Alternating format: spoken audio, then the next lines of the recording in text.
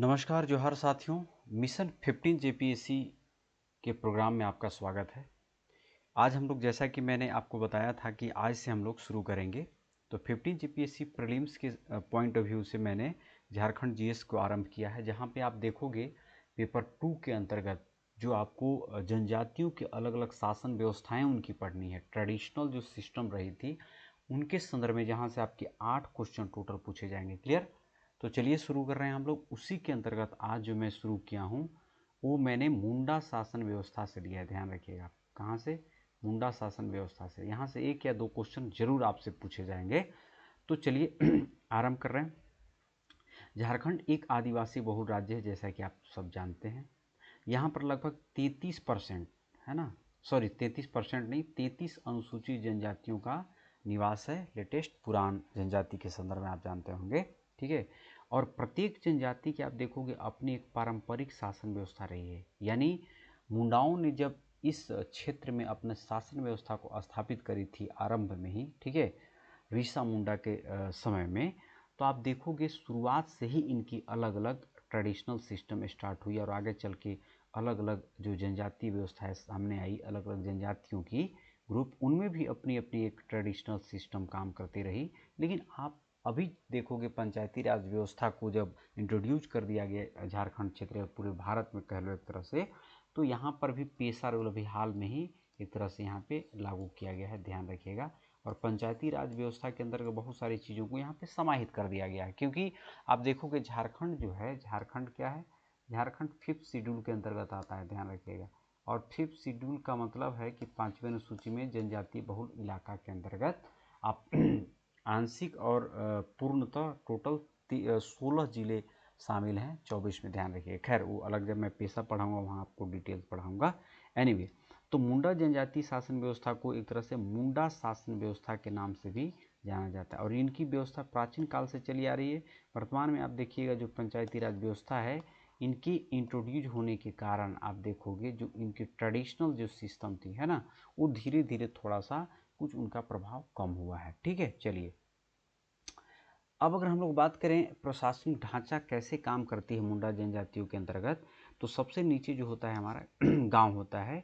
इसके बाद आप देखोगे हातू बोलते हैं जिसको, ग्राम पंचायत को, यानी जो गांव होता है वो सबसे एक छोटी इकाई होती है। इसके बाद हातू होता है, गांव की वो जो पंचायत होती है उसको बोला जा रहा है। और पढ़ा, उस बहुत सारे ग्राम पंचायत मिलकर के जो पढ़ा का निर्माण करते हैं, या फिर पढ़ा भी आप कहते हो, एक तरह से अंतर ग्रामीण पंचायत होती है। मैंने कई सारी पंचायतों को मिला करके ये बनती है। और सबसे ऊपर टॉप में बहुत सारे पढ़ा को मिला करके राज बनता है, जिसका प्रमुख राजा होता है एक तरह से, और इस सर्वोच्च संस्था के रूप में है। ध्यान रखिएगा, ठीक है। एक तरह से बहुत सारे पुस्तकें में आपको पढ़ा तक ही मिलेगा, लेकिन कुछ कुछ पुस्तकों में आपको यहाँ तक कहानी मिलेगी, राज तक। ध्यान रखिएगा, तो आप कंफ्यूज नहीं होइएगा।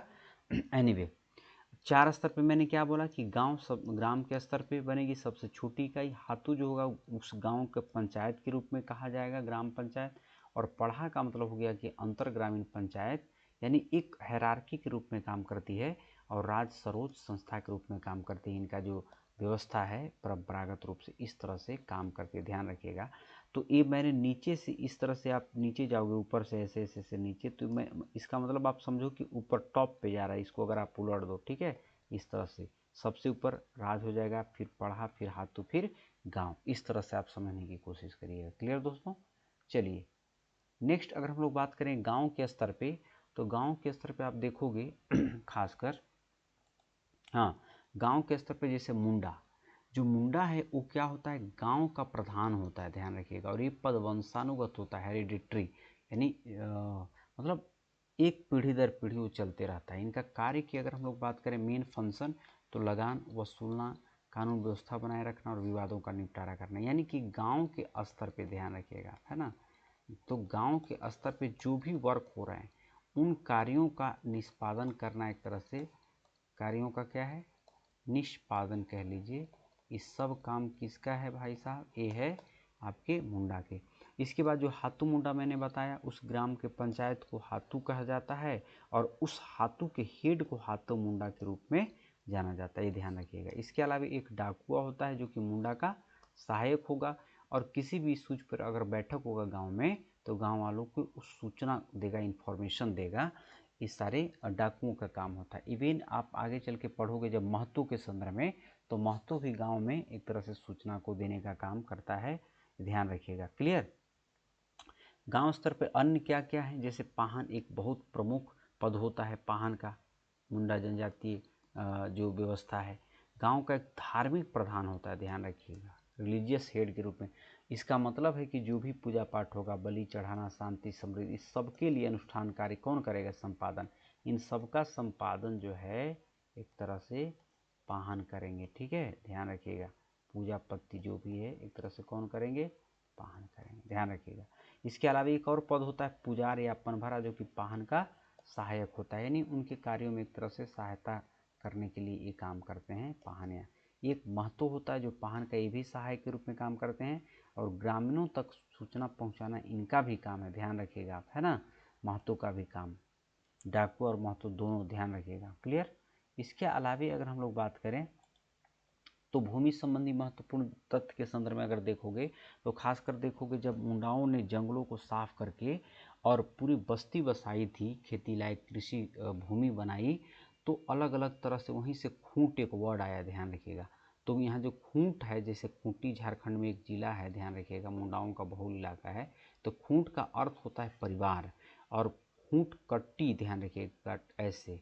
तो खूंट जो कट्टी है, इसको ये जमीन है एक तरह से खूंटकट्टी, मतलब जो मुंडा जनजातियों के पूर्वजों द्वारा जंगलों को काट कर जो भूमि बनाई गई थी, उसे ही एक तरह से खूंटकट्टी कहा जाता है जमीन के संदर्भ में। और एक होता है खूंटकट्टीदार, का मतलब हो गया कि उस जमीन का जो मालिक है, उसको एक तरह से भूमि का जो स्वामी हो गया, वो खूंटकट्टीदार कहलाया। एक होता है वर्ड डाली कटारी भूमि, पाहन को धार्मिक कार्यों के लिए कर मुक्त भूमि दिया जाता है, मतलब उनको लगान नहीं देना है, टैक्स नहीं देना है।